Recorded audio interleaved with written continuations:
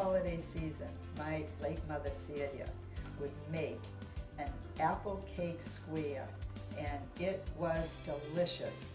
And I just want to show you how easy it is because I now use an apple corer. This was always the hard part. Now look at how simple this is. Every home should have an apple corer.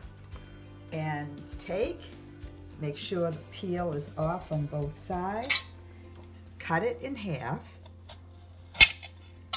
and then try to make about 4 cuts, and you'll have the right size for your slices.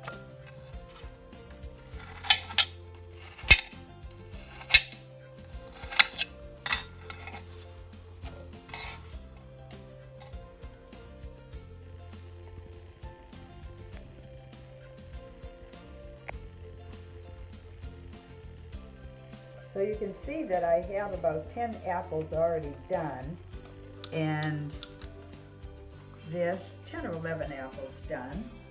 And so you have to make sure that it's really secure, and then have it on something with a suction, and there it is.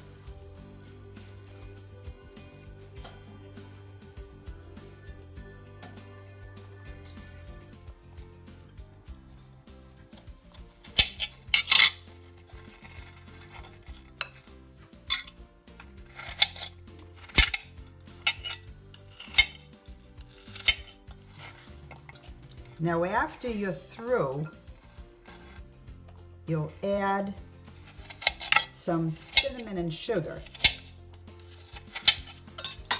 And I use Braeburn apples because they're not as juicy as most apples, so it won't make the dough wet. And now I'm going to prepare the apples with the cinnamon and sugar. So we'll add couple of handfuls, and you can either do this with a spoon or ladle. I like working with my hands in the kitchen, and that should be enough for good prep. And if I need to, on the bottom, if I haven't gotten all of them, I'll sprinkle a little on when I put it on the dough. Now I want to show you how to mix all the ingredients to make a nice dough. You first start out with your flour, 3½ cups, and you add salt and baking powder and mix it up. Okay, get it all mixed in, and then make a hollow spot in the middle. And now is when you add your eggs, one egg, sugar,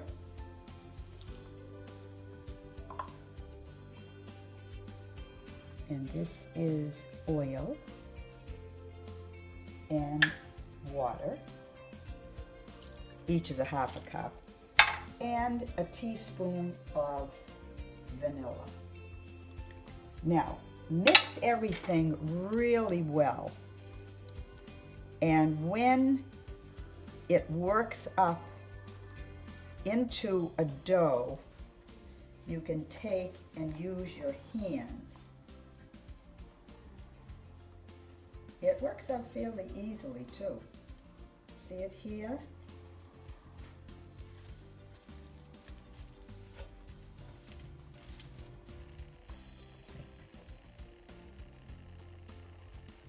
Now I'll just dig in.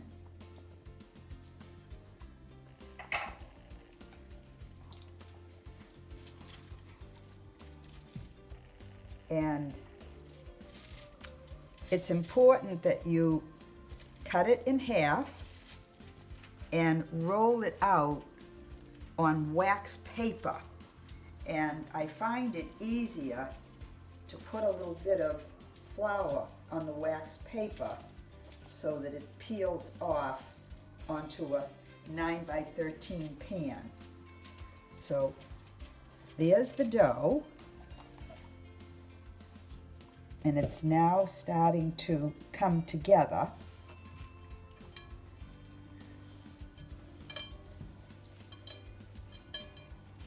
And we'll take it to the next step.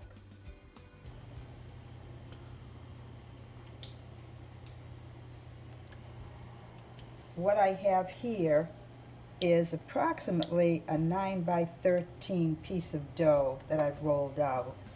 And I did it on wax paper, and now I'm taking it over to a pre-greased pan and just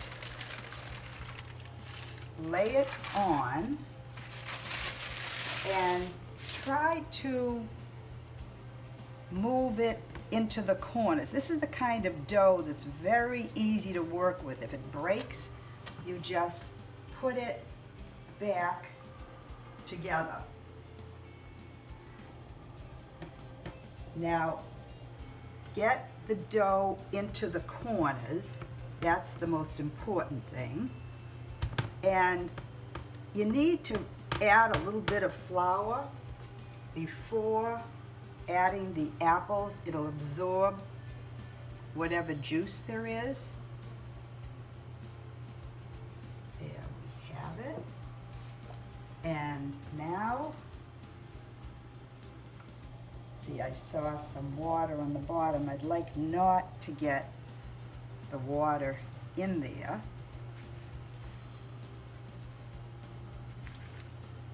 If at all possible, because it'll work up and there'll be plenty of juice in this.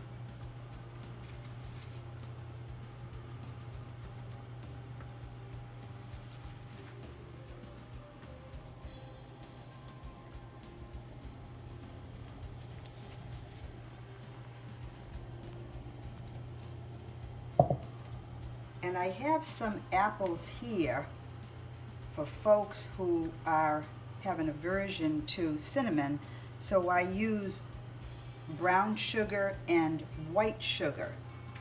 So that's why there is a difference in the color. Now, before I work on the top piece, I'm going to also add some orange juice, which is an important component to giving it some added flavor. So I'll just drizzle a little bit of orange juice, a few tablespoons, on the top. And now we're ready for the top dough. Good. And so now I'm just doing the finishing touches on the top piece. I like working with a big roller and then ending up with a little roller. And I'll show you what we do when the top is put on.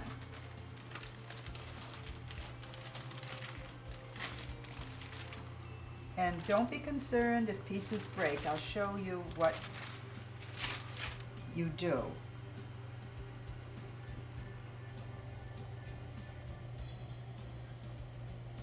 This dough is, you can pinch it, you can press it, and you have to go all around and make sure that it's sealed, and then you can take a fork and press it in even more. And also fork in on the top to let a lot of the steam out. Now see, there's a little piece right here, so I just added in some more dough, and then take and add a fork to every 3 inches or so, and then take and try to the best of your ability, seal some of the edges.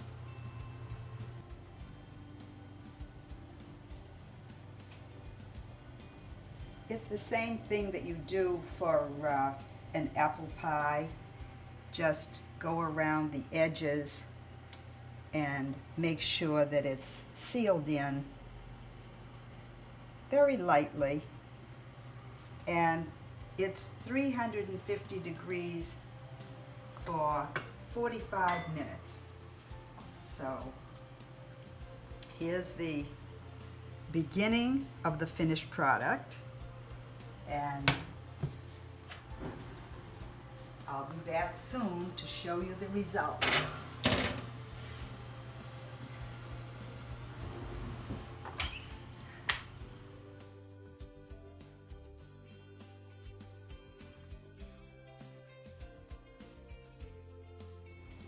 Okay, here goes. I would hope that my mother would say that this came out very nice. I cut a nice chunk of my mom's apple cake squares, and I just want you to see how it's so nice and cakey. It's more than just what a pie would be. And the reason why I'm sitting at my kitchen table with a nice square and a glass of milk, because it's reminiscent of the days I watched my mother do all her baking on the kitchen table. And I was inspired by everything that she did. And I would hope that she would be proud of what I have shown you today.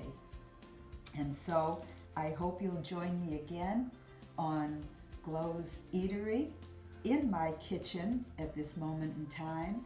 And I look forward to making more beautiful meals and pastries inspired by my mom. Thanks for joining me.